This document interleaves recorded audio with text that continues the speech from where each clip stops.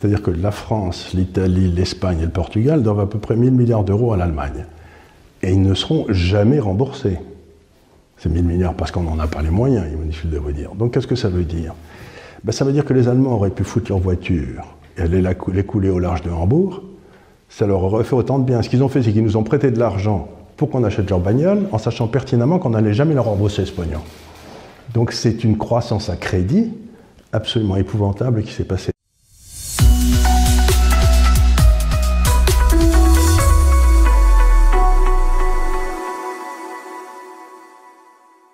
Selon un rapport publié par Eurostat, il apparaît que les chômeurs allemands de 16 à 64 ans subissent un risque de pauvreté de 70%, soit le plus élevé d'Europe, contre 38% en France. Comment expliquer une telle différence entre les deux pays? Le miracle économique allemand touche-t-il à sa fin? Mais ce miracle a-t-il même existé un jour? Alors, le miracle économique allemand. Qu'est-ce que c'est que le miracle économique allemand? Grosso modo, c'est l'instauration de l'euro. L'euro a permis à l'Allemagne de foutre en l'air les industries italiennes, françaises et espagnoles, puisqu'elles avaient des coûts plus élevés. Donc il n'y a pas eu un miracle économique allemand, il y a eu un simple transfert de production de la France, de l'Italie et de l'Espagne vers l'Allemagne. Donc, comment ça s'est passé? Les Allemands ont une productivité plus forte que la nôtre. C'est très bien. Et donc, à partir du moment où ça se passe comme ça, si vous bloquez le taux de change, automatiquement, le pays qui a la moindre productivité verra son appareil détruit par celui qui est plus compétitif. C'est ce qui s'est passé. Quand l'euro a commencé, j'ai dit que l'euro allait amener trop de maisons en Espagne, trop de fonctionnaires en France et trop d'usines en Allemagne. Chacun spécialisant dans ce qui fait le mieux, si je veux dire, ce qui était la chose logique.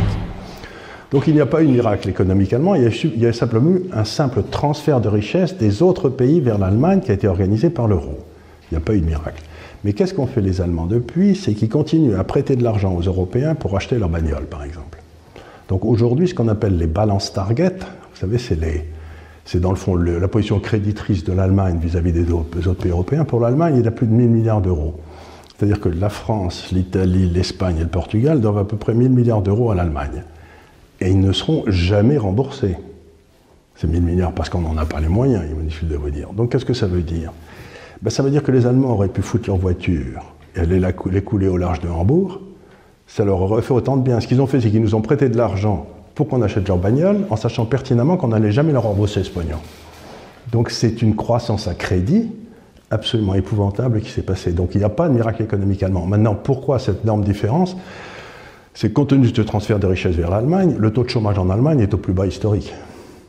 Donc le gars qui est au chômeur en Allemagne, aujourd'hui, c'est que vraiment, soit il ne veut pas travailler, soit il ne peut pas travailler. Ce qui n'est pas du tout le cas du chômeur français.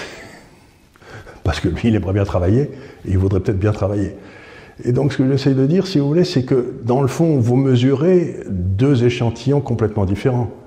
Des gens, si j'ose dire, normaux en France, et des gens qui sont tout à fait à la base de l'échelle de capacité en Allemagne. Donc, comparer les chômeurs français et les chômeurs allemands, c'est comparer un gars qui travaille dans une économie en plein emploi avec un gars qui est dans une économie où il y a 10 à 12% de chômeurs.